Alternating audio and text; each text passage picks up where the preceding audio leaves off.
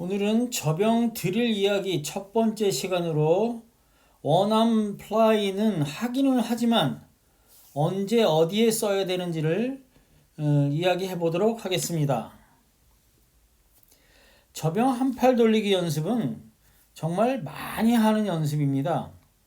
어떤 경우는 영상과 같이 앞으로 호흡을 하면서 하기도 하고, 또 다른 경우는 옆으로 호흡하면서 연습을 하기도 합니다. 그러나 어떤 경우에 어떤 방식의 연습을 해야 하는지, 내게는 어떤 연습이 좀 더 교정에 도움이 되는지를 분명하게 알고 연습해야만 할 것입니다. 사실 선수들에게는 문제가 거의 없지만 일반 마스터즈에서는 아주 쉽게 찾아볼 수 있는 문제가 입수 후에 팔 동작을 잠시 멈추는 경우입니다. 선수들의 영상을 보면 입수 앞에서 손을 멈추는 동작은 누구에게서도 찾아보기 힘들 것입니다. 물론 단거리나 중거리 등 어떤 시합에서도 찾아볼 수는 없습니다. 그렇다면 한팔 접영 훈련을 하는 이유는 무엇일까요? 그리고 한 팔 수영을 하는 것이 두 팔로 접영을 하는 것과 어떤 점이 다른 것일까요? 두 팔로 접영을 하게 되면 몸통이 엎드린 자세로 고정이 되고 양 어깨의 회전 반경이 고정되기 때문에 물속이나 리카바리 등 팔을 돌리는 동작에 상당한 제약이 따르기 때문에 어깨 유연성 훈련과 어깨를 돌리는 연습을 상당한 시간을 할애해서 연습을 하는 것입니다. 그러나 한팔 수영을 하게 되면 팔을 돌리는 동작에 제약이 상당 부분 줄어듭니다. 따라서 본인이 원하는 동작을 쉽게 재현해낼 수 있는 장점이 있습니다. 일단 어깨의 회전 반경이 넓어지기 때문에 팔의 동작을 교정하기가 용이해집니다. 또한 두 팔을 동시에 돌리는 것보다 팔을 돌리는데 힘이 적게 들기 때문에 동작을 멈추지 않고도 수영을 할 수 있습니다.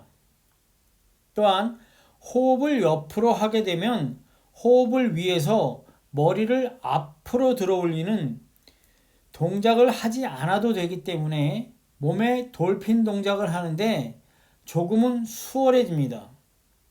물론 팔의 회전이 자유롭기 때문에 물속 동작인 하이 엘보우를 만드는 동작도 자유롭게 이루어질 수 있습니다.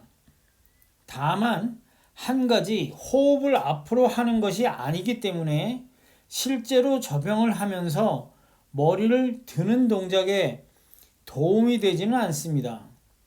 이런 장점과 단점을 이해하고 나면 접영 한팔 수영을 연습하는 경우와 이유는 좀 더 선명해집니다. 첫째, 입수 후 팔을 멈추는 버릇을 교정하는 데 사용될 수 있습니다. 둘째, 팔의 물속 동작을 교정하는 데 사용할 수 있습니다. 셋째, 접영의 타이밍을 수정하는 데 사용할 수 있습니다. 넷째, 팔의 회전 동작을 수정하는 데 사용될 수 있습니다. 또한 옆으로 호흡하는 한팔 접영의 단점을 보완하는 연습이 앞으로 호흡하면서 한팔 접영을 하는 방법이 있습니다. 이 연습은 한 가지 앞으로 머리를 들어야 하기 때문에 좋아지는 부분이 있는데 바로 손바닥으로 물을 눌러야 한다는 것입니다. 사실상 두 팔을 돌리면서 머리를 앞으로 들 때보다 한 팔을 돌리면서 머리를 들어야 하기 때문에 상대적으로 큰 힘으로 물을 눌러야 하기 때문에 손바닥으로 물을 누르는 느낌이 향상되는 것입니다. 그 외에 다른 활동적인 크게 옆으로 호흡하는 연습과 크게 다르지 않습니다. 그러나 이 연습은 일반인들이 타이밍을 잡기에 상당한 어려움이 있기 때문에 일반인들에게 권하지는 않습니다. 지금 영상의 선수도 마찬가지지만 잘못하면 입수 후에 앞에서 멈추는 동작을 할 수도 있습니다.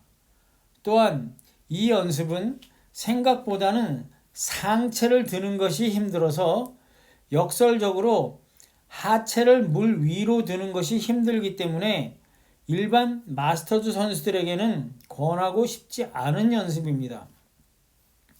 그러나 선수들의 경우는 반대로 조금 힘든 연습이기 때문에 이런 방식의 드릴을 함으로써 실제로 접영을 할 때 조금 수월하게 동작을 할 수 있게 만드는 방법이기도 합니다. 또한 한팔 수영은 정말 다양한 방법으로 연습할 수 있습니다. 한 팔씩 영상과 같이 번갈아 가면서 연습할 수도 있고 일정한 숫자를 정해서 연습을 할 수도 있습니다.